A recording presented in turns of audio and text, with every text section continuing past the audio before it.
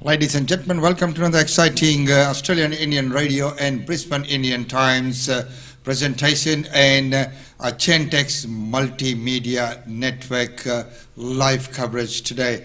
Well, before we begin today, let's take a quick glimpse of what my morning looked like this morning. As we know, every morning I go for my quick walks and there's sometimes amazing scenes right there.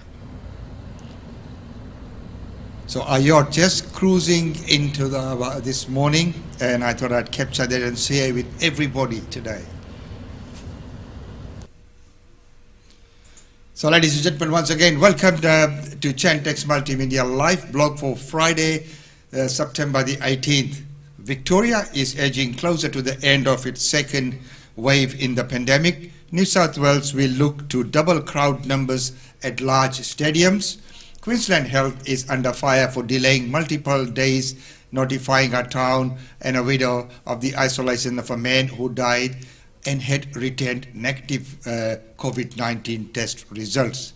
So follow us for live streams from Australia and from around the world throughout the week. Today's top stories will be, we'll look at the prediction for Queensland borders to open to New South Wales within weeks probably, travel caps, hotel quarantines and border to dominate National Cabinet today.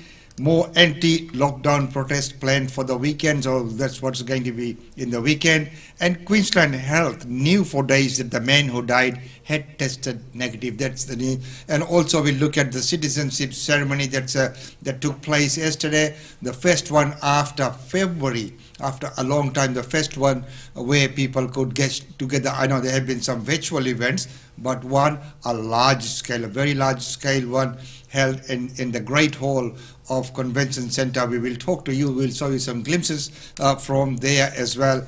And of course, yesterday was Prime Minister Narendra Modi's birthday, so wishing him happy birthday, and we will look at a little bit of his achievements there as well. And of course we'll be looking at job figures. That's what's dominating the news today, is the job figures, and that have been wonderful news like there. But first, let's take a look at what today's weather or the weekend is going to be looking like. With that, let's welcome Dilraj. Good morning everyone.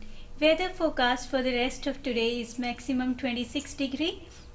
Brisbane area is partly cloudy with 40% chances of rain, most likely over coastal suburbs. Patchy fog was seen in western suburbs in the early morning. Light winds becoming easterly 15 to 25 km per hour in the middle of the day, then becoming light in the evening. Fire danger is high and sun protection is recommended till 2:50 p.m. UV index is predicted to reach 8, that is very high. And over the weekend, on Saturday minimum will be 17 and maximum will be 25. Chances of rain again 40%. Brisbane area will be partly cloudy and light winds becoming easterly 15 to 25 km per hour in the morning, then becoming light in the evening. Again, sun protection is recommended till 2:50 p.m. and UV index is predicted to reach 8, that is very high. Also on Sunday, UV index is predicted to reach high, that is 7, and minimum will be 16 and maximum temperature will be 27. Chances of rain again 40%, and Brisbane area would be mostly cloudy. Light winds becoming northeasterly 15 to 25 km during the afternoon, then becoming light in the evening. So enjoy a lovely weekend. Have a good day. Thank you. Thank you very much for that, Raj. And yes, so that's your weekend, what is going to be looking like. Well, right now, let's move on and take a look at some of the news for today. So, well, international travelers will be allowed to come back soon and maybe even to Queensland. Let's hear that announcement from our Prime Minister. We're going to make an extra 2,000 people coming home now every week. And there'll be an extra 500 coming through Queensland. That's mean Queenslanders coming home to Queensland. 500 extra in Western Australia. Western Australians coming home to Western Australia. There'll be 1,000 coming in a week, and in both of those ports. Now, in both of those places, they were managing more than that before the premiers asked me to put caps on. So we've lifted the caps up, not all the way back to where they were before, But I hope to get to that position in the not-too-distant future, because we've got to enable more Australians to come back. We've got past that initial crisis with the cases surging in Victoria and the cases surging. They didn't ultimately surge in New South Wales. The New South Wales government was able to stay on top of it. Well done. New South Wales will take 3,000 a week. The rest of the states will take the other 3,000. So New South Wales is doing its job. We've got over 100 ADF people in Western Australia specifically working on quarantine. We've got over 300 ADF personnel in Brisbane working specifically on quarantine. So, everyone will just do their job. It's a decision, it's not a proposal.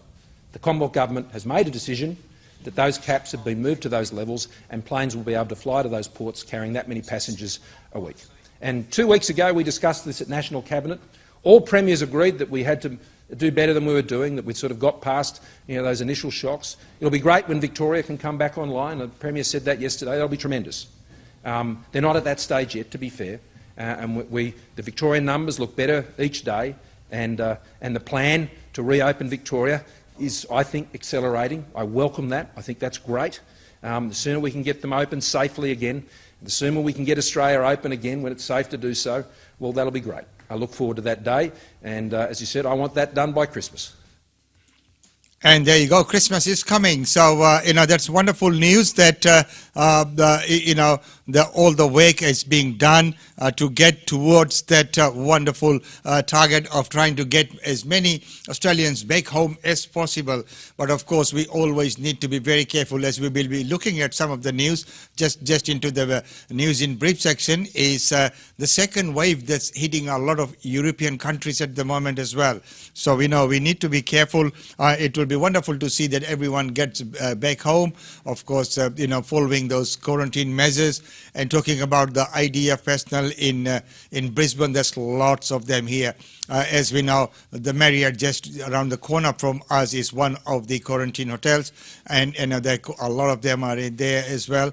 And when we came out of the convention centre yesterday, there was a whole bus load coming out there near Regis as well. And so, there's so much that's happening in that space. Well, right now, let's take a look at the first citizenship ceremony of a large scale that took place yesterday at Brisbane Convention Centre. Well, that convention centre is pretty big, and if you look at the massive, the main arena, and if it can be divided into sections, but when it's fully open, it is quite large. And that's where the citizenship ceremony was held. But of course, it was organised by Brisbane City Council, and about 400 plus people got their citizenship yesterday. Let's take a look at some of the photos from there as well. As we know, this is the pre-function VIP reception there. Lord Mayor's getting and Lord Mayor is getting ready to go into the room and do the presentation. Of course, then of course mingling with all the locals there as well. And right here is Pinky Singh, the candidate for the McConnell.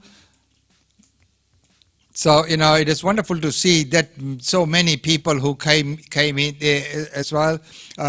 So Farouk Adams and Habib Jamal also at the VIP reception.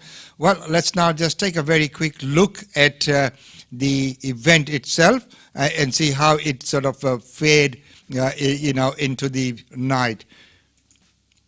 And here's some of the multicultural ambassadors there as well. So when you look at the citizenship, let's take a look at where the most number of people are coming from at this point in time. So, those are the figures there.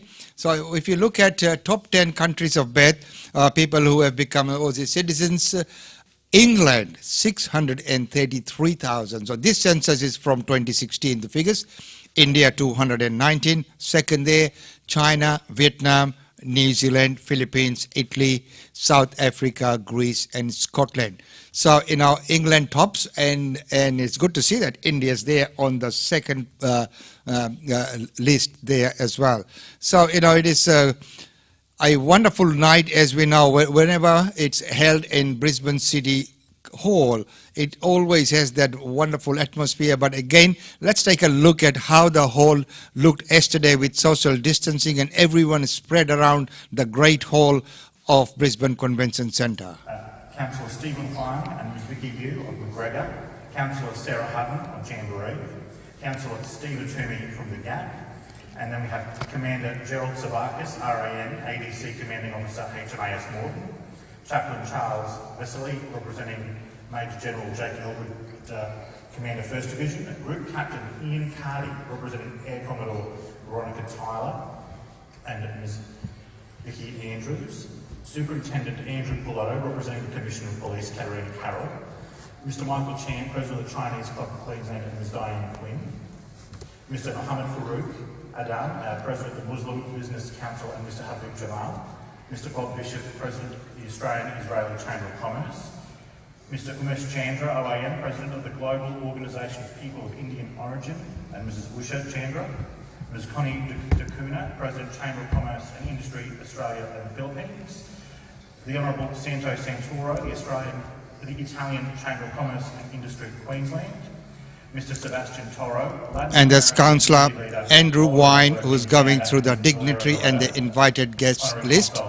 Invited guests all normally sit on the side galleries, and all the recipients sit in the centre hall. Queensland, and Mrs Anna Poloshenko, Mr David Ujaja, Vice Chair, Australian-Indonesian Business Council, Ms Kerry Zinnius, Mr Miso Chunjik, representing Mr Tim Draper, Acting CEO of Multicultural Australia, Ms Jeannie Mock, OAM Director of the Multicultural Community Centre, Ms Pinky Singh, Punjabi Welfare Association of Queensland, Mr Brian Lorigan, the French Chamber of Commerce, Ms Lisa Crawford, Regional Director, Department of Home Affairs, and that's the list of... So as I said, that it is always a wonderful event there, and when you look at all the people who come in to receive their citizenship, it is amazing. So right now, let's hear from our Lord Mayor. And emerging. To all of the distinguished guests, to my fellow Brisbane City Councillors who are here, to members of the Australian Military Forces or Defence Forces, to our multicultural representatives from so many different multicultural groups in our community, and most importantly, to those of you who tonight will become Australian citizens.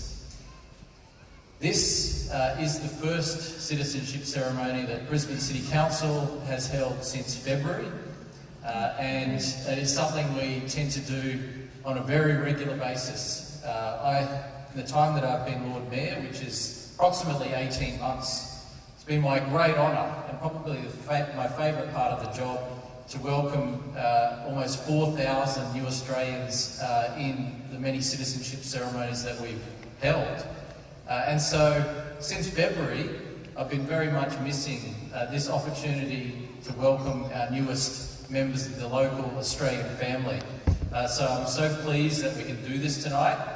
And I can say I have never been to a citizenship ceremony like this before, but it's important that we do that in a safe manner and that we're all safe.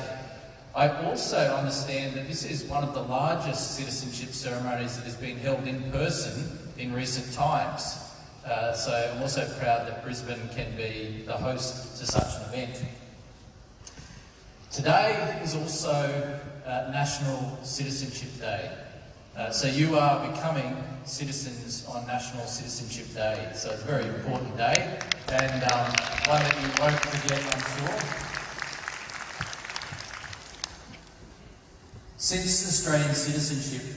So it was also a very special day, being the National Citizenship Day there as well. So we'll leave that coverage there, as well as I mentioned that it is our proud privilege to be there, amongst all the recipients who are receiving. It is always a wonderful feeling, when our national anthem is sung and when everyone takes it affirmation, and of course when the general crowd and everyone present takes that affirmation as well about the country, and it is just so wonderful to see that.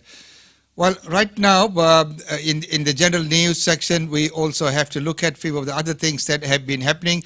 Number one, let's go to India and celebrate the birthday of Prime Minister Modi. Well, his birthday was yesterday. And now we bring you the visuals of the Prime Minister's birthday cake. It is the Prime Minister's A massive birthday today cake, as he turns 71 Look kilos. at the size of this cake. In Surat that has been made. It is a 71-kilo cake that was cut and distributed amongst the Corona warriors. Now, the Surat civic body and several associations and business groups are also planting 70,000 saplings across the city to mark the Prime Minister's 70th birthday.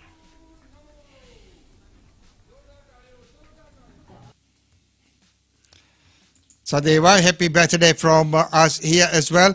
Now talking about all the Indian food and spices, as we know, all the spices that we use, ginger, garlic, turmeric, everything has a herbal quality, and they have some wonderful qualities, as many people are discovering now. Have you noticed lately that they have turmeric coffee?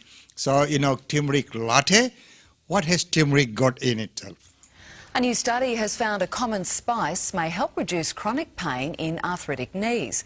Researchers at the University of Tasmania gave a synthetic extract from turmeric to patients over 12 weeks and found they suffered significantly less knee pain from osteoarthritis. My plan is to look in future is to look at the long-term effects. That means at least for 2 years. The researchers say the dose they used differs from what's in food, so simply eating a curry with turmeric may not provide pain relief. So you need more than just the curry, you know, to get that pain relief, but the qualities of turmeric, as we know that turmeric does not only, cure those pains, but also it's used for facial and of course for skin toning as well. As we know, there's a plant like yellow vera. In some of the places they call it harjor, meaning what connects your tissues. That together with turmeric used to be used in the olden days for sprains around the ankles and the knees. So there you go. It's wonderful to see that all our traditional things are being rediscovered today. So it's wonderful. So ladies and gentlemen, you are watching a Chantex multimedia presentation once again. Welcome to the show. It's wonderful to have your company as we now moving on to the weekend. There's so much that we can look forward to. But right now, let's go and take a look at some of the news, which is one is about the jobs, that what's happening with the jobs, and there's unexpected but welcome figures that have come out. Well, what a pleasant surprise. A fall in the official jobless rate today shocked economists and the government. The unemployment rate dropped to 6.8%. That's 0.7% down from the numbers in July. And no one predicted this. So what happened? Well, jobs growth was significantly stronger than expected, but most of the jobs created were only part-time. In another positive sign, total hours worked increased by 1.6 million hours. But underemployment remains steady, so people are still not getting as much work as they'd like. And there's still a huge number of people out of work but not actually looking, so they don't count as unemployed. In a moment, we'll take a detailed look at how JobKeeper and Seeker are skewing the figures, but first Rachel Papazzoni with what these numbers really mean. Melbourne couple Kirby and Kyle Neal are among the growing number of Victorians out of work. Our household income has been taken down to a third of what we'd usually earn. Melbourne's lockdown forced Kirby to shut her hair salon, and husband Kyle has been on JobSeeker since his work dried up in March. You've still got phone bills to pay, you've still got water, electricity, gas. You can only go so far before it keeps on banking up on you. Across Victoria, more than 42,000 people lost their job last month, but outside the lockdown state, it's a different story, with the number of Australians in a job on the rise. It was a blockbuster jobs report in all ways of looking at it. Sydney car sales photographer Ryan McDonald's benefited from the uptick. After seeing all his hours wiped out in March, he's now back in a full-time job. Pretty relieving, like it gives you just that sense of confidence again and to get back to like a normal routine. The number of hours worked rose a fraction, overall up 0.1%. The 1.8% rise in hours worked in all states except Victoria was offset by the 4.8% plunge in the locked-down state. A clear divide is emerging between Victoria and the rest of the country. What I worry most about is that a lot of the falls in hours worked in Victoria that we saw in August might actually translate into permanent job losses later down the track. While there are now fewer than 1 million Australians out of a job, they're not just in Victoria. Former Brisbane medical receptionist Amber Pereira has been struggling to find work since March. A lot of people are applying for things at the moment. My mum as well was applying for a new job, so it's really hard. A lot of people don't have jobs at the moment. She's been topping up her job seeker payments by selling illustrations to friends and family. It's not a bad idea, considering the government is slashing the job seeker benefit by $300 at the end of next week, and JobKeeper will also be cut back to $1,200 a fortnight at the end of this month. And not all businesses are expected to survive those cuts. Some will have to reduce capacity as well, and that will then lead to a deterioration in employment as well towards the end of the year. While today's jobs numbers were a surprise to pretty much everybody, it's probably not time to start popping the corks just yet. When government support measures for workers begin to be wound up, the true impact of job losses will start to be felt. Many economists expect the unemployment rate will rise to end the year somewhere between 8.5% and 9%. So there you go. Right now it is looking very good. It looks very rosy because, the numbers have come up. So let's just hear from our National Treasurer and see what Josh Frydenberg has to say on that situation. 111,000 jobs were created in the month of August. The unemployment rate fell from 7.5 to 6.8%. Significantly better than market expectations. We have seen over the last 3 months 458,000 new jobs being created, with a particularly strong performance in New South Wales. Of those 458,000 new jobs, 60% of those jobs have gone to women and 40% have gone to young people. We recognise that despite this fall today in Australia's official unemployment rate, many Australians are doing it tough, and that the road to recovery will be long, it will be hard, and it will be bumpy. Long, hard and bumpy road ahead is what our Treasurer is predicting. And as we know, this slight increase in the numbers is a welcome news, but it's nothing that to be celebrated too much because, it could very easily and very quickly change as well. And there will be, of course, the JobKeeper and JobSeeker have helped a lot, helped to a great extent. And also in Queensland, the Q-Reader grants were also very welcome move for many small businesses which have been able to operate during this COVID situation. Otherwise, they would have had to shut doors. So, these measures that have been put in place have greatly helped the situation there. Well, right now, let's take a look at the long-term health consequences of COVID-19. And it is now becoming a little bit more clearer as to what and those long-term effects may be. Remember, these are still early days and more research still needs to be done.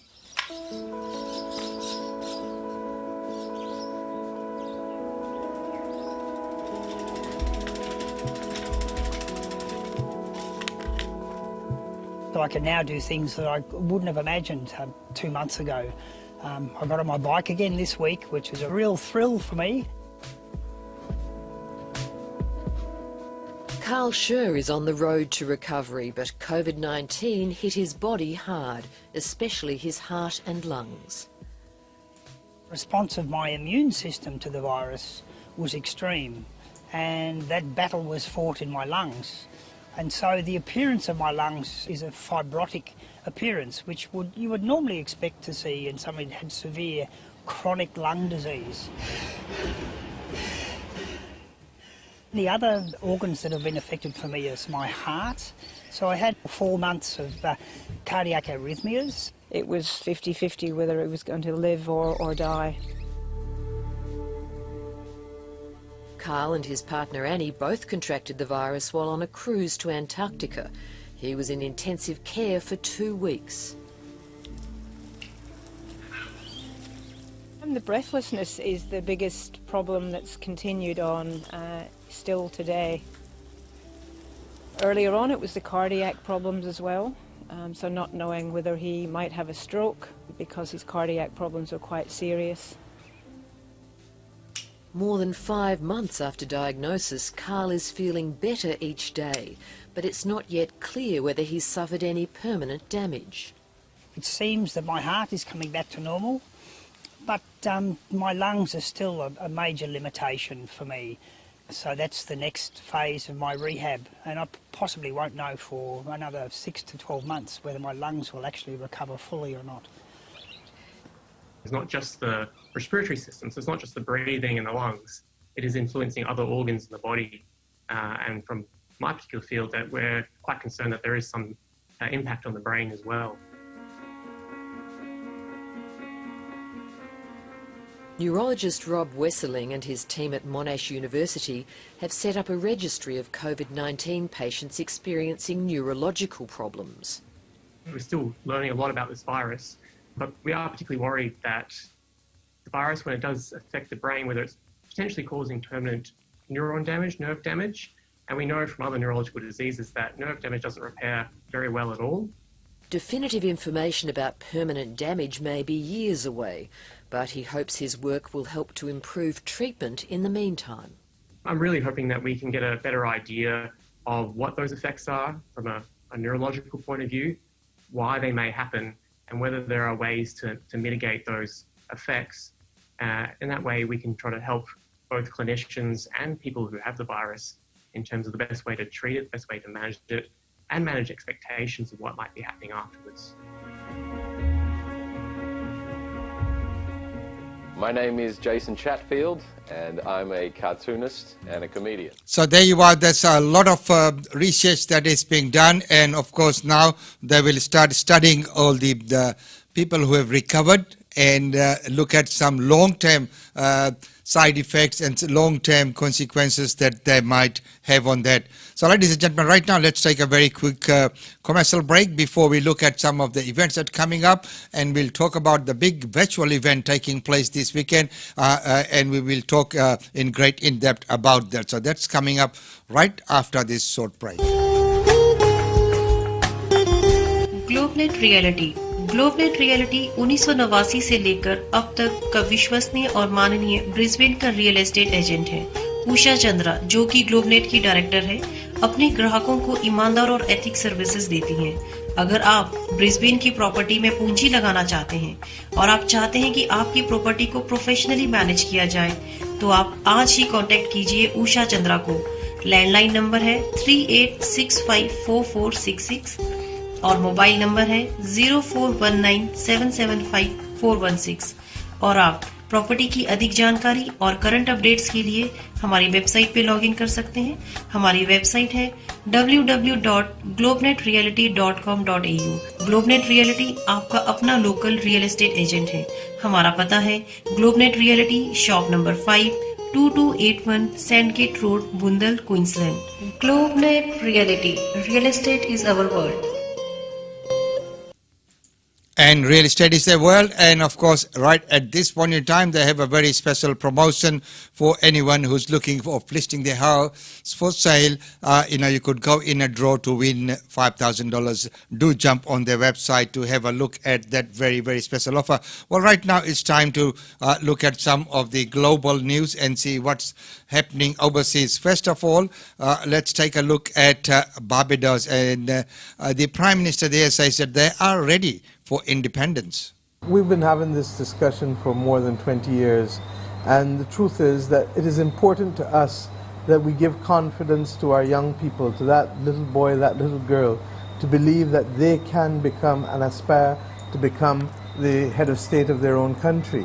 I think that that is an important symbol and an important confidence boosting measure. We have, at the best, produced people at all levels who have made global contributions. I think you are aware of people like Sir Garfield Sobers and Sir Everton Weekes in cricket, Rihanna.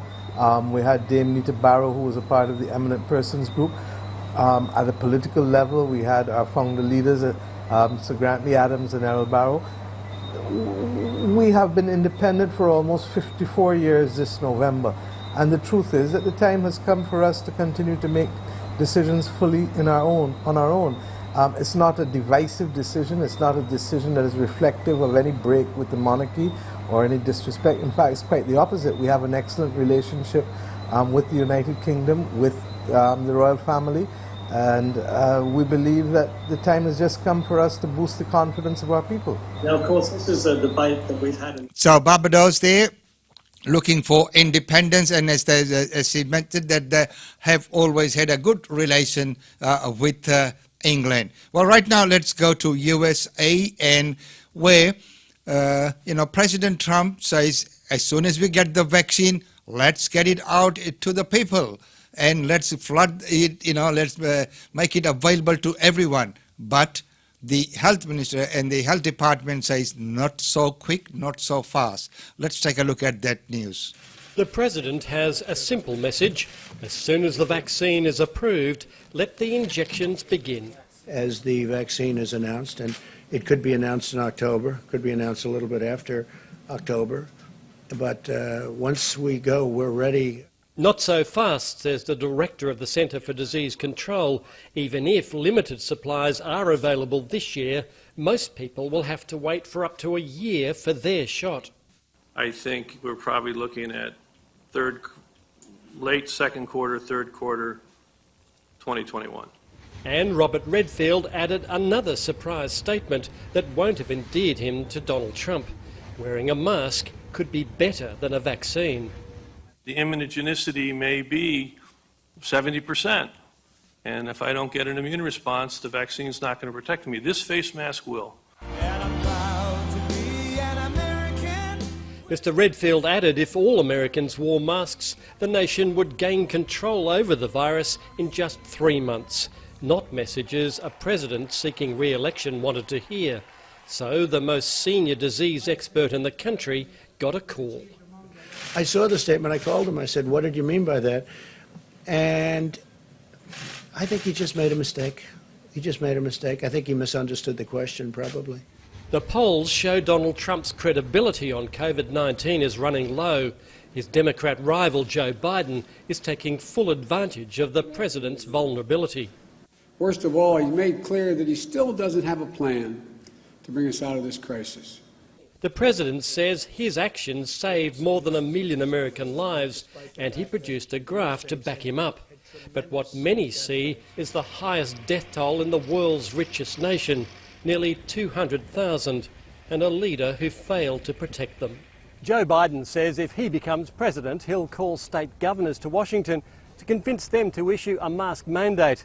And if there's still resistance, he says he thinks he has the power to make nationwide mask orders. And he said that will save tens of thousands of American lives. Philip Williams, ABC News, Washington. So, these decisions cost so many lives. A little decision there, but, on the ground, people who are suffering, people who have to go through that. So, you have to be very, very responsible in those decision-making processes and be guided by the advice you get from the health officials. And, that's what they are there for. But, then you have an election and you have other things happening there as well. As we know, if it's not controlled well, right now across Europe, authorities are grappling with thousands of new cases of COVID-19 a day. But despite the worrying spike, there's extreme reluctance for another lockdown. So they're not predicting another lockdown or not working towards another lockdown, even though the numbers are increasing at an alarming rate. And so let's take a look at that report. In Europe, authorities are reimposing restrictions. There are signs of a second wave of the pandemic. After a long summer with the COVID-19 shackles off, Europe is now facing a second wave of the virus, and the young are being blamed for it. They came from across the UK to party illegally.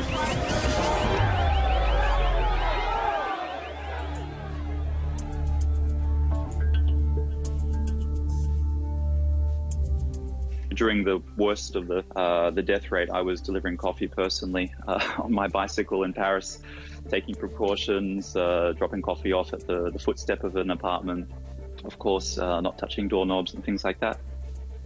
36-year-old Australian Tom Clark takes the virus seriously, but in his stride. He moved to Paris more than a decade ago, making his mark selling specialty coffee. He now owns 8 cafes in the French capital. 3 have opened since the pandemic began. We just, adapt and put into place some click and collect measures and adapted our menu slightly to be more takeaway friendly for the food offering. That's part of business, adapting. Every day is different. But as young people adapt, the virus is grabbing hold again. COVID-19 is now rising exponentially in a number of already hard-hit nations. In France, new cases have now reached record levels, up around 10,000 a day. So far, hospital admissions and deaths have remained relatively low, although an uptick is beginning to occur on that front too. Spain and now the UK are on the same path. Belgium, as seen by this graph, has started to turn things around. But what they saw instead was this.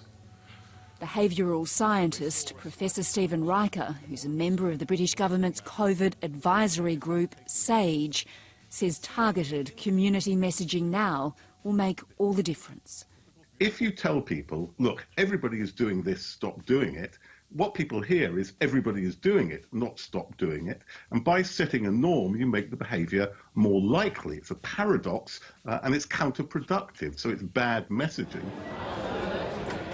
So the second wave in Europe, and still people are reluctant with that lockdown. So there's no lockdown that's been announced yet, but the numbers are increasing on a daily basis. So that's the latest news from there. Well, right now, let's go and look at the events in the weekend. And of course, the event that we really want to talk about is an evening of gratitude. Now, this is a wonderful event. And of course, we know that it's the first time ever a collaboration between 3 local groups, Sargam Music Academy, Australian Indian Theatre and Let's Bollywood. So music, theatre and dance all in one. And you can enjoy the whole lot from the comfort of your own lounge. Sit down, relax and then just watch the show. And that is tomorrow, the 19th of September. So, sit down and watch it live on Facebook and you don't have to pay anything. The whole reason for the show is showing gratitude to the frontliners, people who have worked hard during this pandemic, who put their own lives online to save and look after everyone. So it's a wonderful initiative of the 3 local groups, and we are very fortunate that we have groups like this right here in Brisbane. So Sargam Music Academy, and yesterday we had Mithun in here talking about the event, and we are proudly supporting that, and we've always supported the events like this. So through Australian Indian Radio and Brisbane Indian Times, we're very proud to be associated in the terms of promoting the event. And it is going to be a wonderful event, one event not to be missed. As I said, you don't have to go anywhere, you don't have to worry about parking or anything like that. Just sit down, log in and watch the show. But when you're watching this show, a tip is that, put in some comments, share it on to other groups and other friends that you might think that who might, enjoy. And don't forget that it is an evening of gratitude, and it is a very well thought of and a lot of planning and rehearsal has gone into making this event. So don't forget that this event goes live tomorrow. And in my tomorrow's weekend edition, I'll talk a little bit more about that, and I'll probably bring the recording of that interview back on once again, because this event is tomorrow and it is going to be a wonderful event. So Sargam Music Academy, Mithun and Bondit Chakravarti, wonderful Australian Indian theatre, Anu Sharma, and Let's Bollywood, Srinath Halwar, all these people have put a lot of effort, and there are going to be some surprise artists on the show as well. So surprise is surprise. I'm not letting out the surprise. You'll need to tune in tomorrow, log in, and then enjoy the event.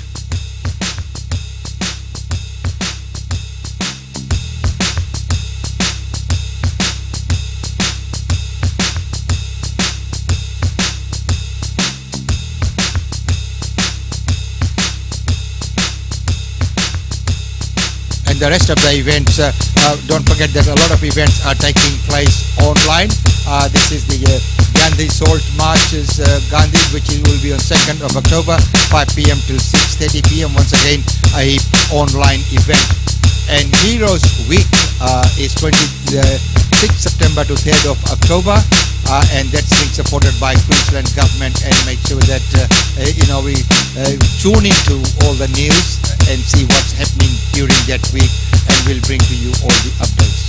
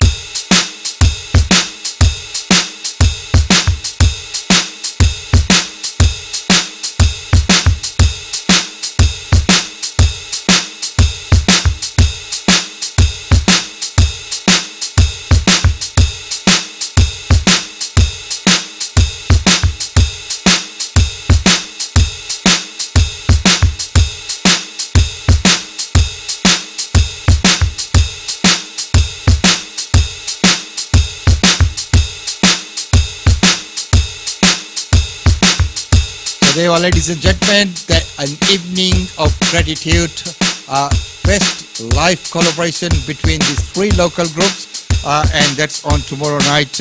We'd like to see you all online. Don't forget, I'll be watching you, so make sure that you all join in to that event, and there is absolutely no excuse why you cannot join in and support that wonderful, wonderful event that will be taking online tomorrow. So, ladies and gentlemen, with that, I need to say goodbye. It's been wonderful having your company. It's always good to see you, all the rest, and welcome, Farah. Good to see you. And ladies and gentlemen, as we know, this is a live production, and many times with technical glitches and it do happen, but it is not a pre-recorded, so it is all presented completely live right from our studios here. Until tomorrow, it's goodbye from me. stay safe.